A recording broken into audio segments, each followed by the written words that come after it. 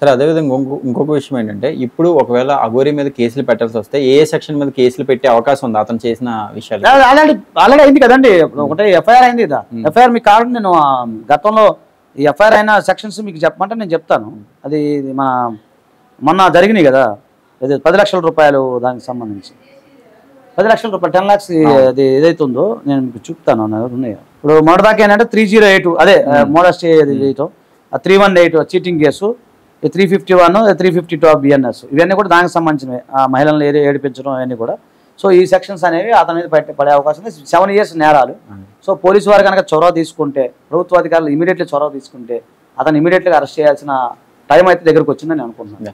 సరే అదేవిధంగా ఇప్పుడు రాధికన్న ఆవిడ పెళ్లి జరిగి వదిలేసి చాలా రోజులు అయిన తర్వాత ఇన్ని రోజుల తర్వాత ఆమె బయటికి రావడానికి రీజన్ ఏమై ఉంటుంది? చాలా మంది ఇదే అడుగుతున్నారండి. దానికి రీజన్ రేపేలంటే నేను చెప్తాను. కాదు నాకు చెప్పిన అంశం మీకు చెప్తాను.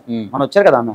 ఓకే. సో ఆమె చెప్పడం ఏంటంటే ఇన్ని రోజులు వీళ్ళిద్దరూ తల్లి ఒక బిడ్డలాగా ఉన్నారనేది ఒక నడిచింది కొద్ది రోజులు.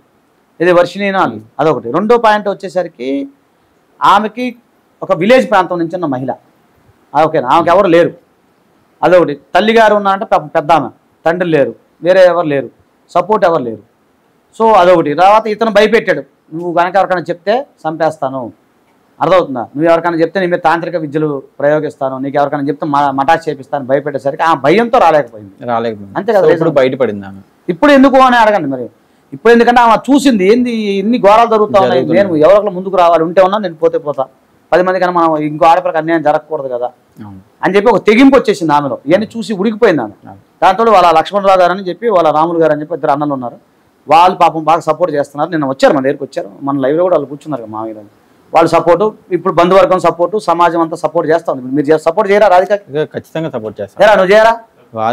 వర్షిణికి అందరికీ చేస్తున్నారా లేదా? మరి అట్లా ఇప్పుడు ప్రజల్లో పెరిగింది, సపోర్ట్ పెరిగినప్పుడు రావాలి కదా బయటికి. అందుకని ఇప్పుడు ఆ ధైర్యమే మనం, ఆమెకు ధైర్యం ఎవరంటే మనమే ధైర్యం. మీరు నేను మనమే ధైర్యం.